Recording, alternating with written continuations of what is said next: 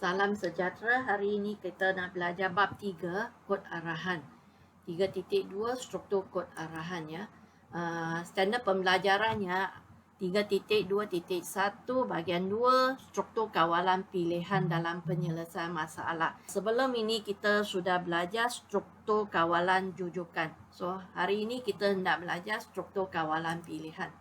Hasil pembelajaran pada hari ini adalah murid dapat menghasilkan atur cara yang melibatkan struktur kawalan pilihan dalam penyelesaian masalah. Semua bahasa pengaturcaraan menyediakan pelbagai struktur kawalan yang membenarkan laluan pelaksanaan yang lebih kompleks. Ini membolehkan masalah yang lebih rumit diselesaikan dengan atur cara yang interaktif. Di sini maksudnya masalah yang boleh jadi mudah, boleh jadi rumit. So, kalau masalah mudah, mungkin kita boleh guna struktur kawalan jujukan. Tetapi untuk masalah yang lebih rumit, kita perlu guna struktur kawalan yang lebih interaktif. Contohnya, struktur kawalan pilihan. Sebuah atur cara yang interaktif perlu berupaya menyemak syarat dan bertindak berdasarkan pilihan pengguna yang berlainan. Pengguna yang lain-lain, mereka mempunyai pilihan yang lain-lain. Maka pengguna A, kalau dia pilih A, maka atur cara dia akan melaksanakan apa yang pengguna A itu buat. Apa yang pengguna A itu pilih. Dan output yang dihasilkan itu mesti memenuhi kehendak pengguna A itu. Struktur kawalan pilihan yang bertindak mengikut syarat membolehkan atur cara yang lebih mesra pengguna dan bermanfaat dihasilkan. Dalam satu struktur kawalan pilihan, pengatur cara akan menentukan syarat yang perlu dipatuhi bagi menghasilkan sesuatu keputusan yang tepat. Lazimnya, satu syarat akan menentukan satu keputusan melalui satu atau dua atau pelbagai cabang pilihan. Kita tengok raja berikut. So, struktur kawalan pilihan dia ada 3 jenis ya. Tunggal, dui pilihan dan pelbagai pilihan. Kalau tunggal, kita guna kenyataan if. Dia mempunyai satu cabang pilihan. Manakala dui pilihan, kita guna kenyataan if else. Dia mempunyai 2 cabang pilihan. Bagi pelbagai pilihan, kita menggunakan kenyataan if else. Dia mempunyai lebih daripada 2 cabang pilihan. Mari kita tengok ya. Pertama, yang ini adalah flowchart bagi pilihan tunggal. Satu diamond shape. So, apa yang kita pilih itu, di sini syaratnya. Kalau syarat memenuhi syarat, true, dia akan laksanakan satu statement di sini. Kalau tidak benar, false, dia akan tamat atur cara ini.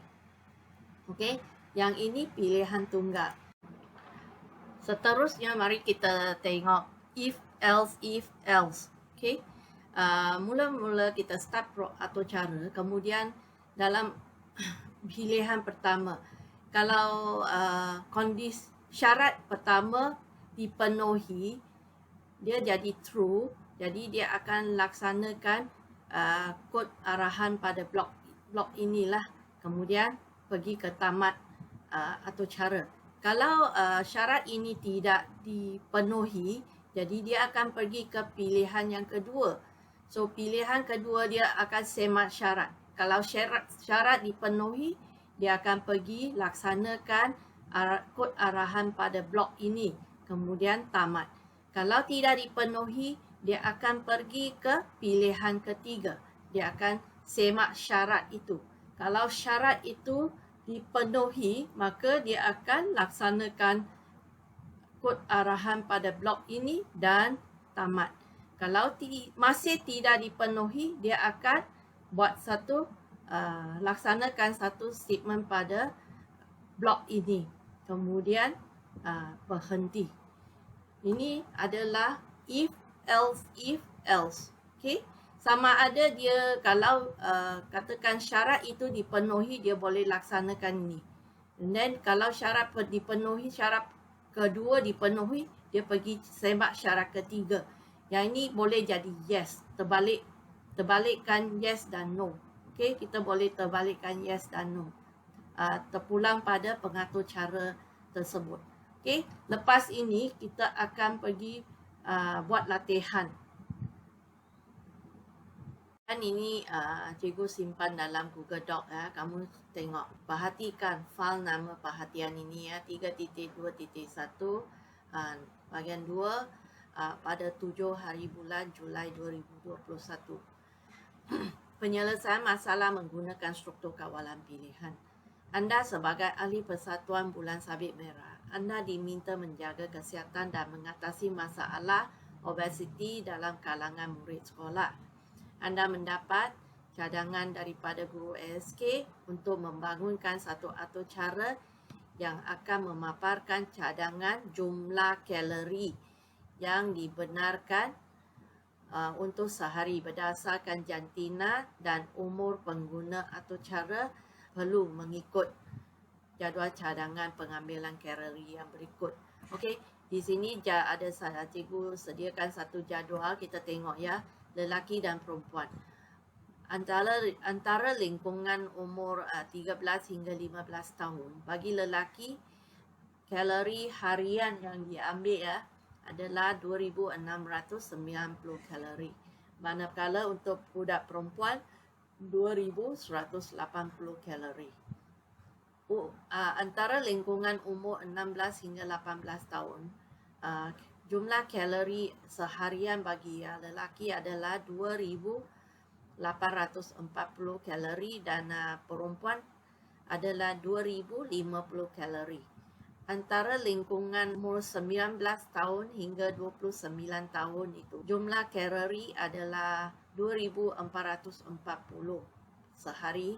Manakala untuk perempuan 2,000 kalori saja. Bagi lelaki lingkungan umur 30 hingga 59 tahun, kalori yang diperlukan untuk seharian adalah 2,460 kalori. Manakala perempuan adalah 2,180 kalori.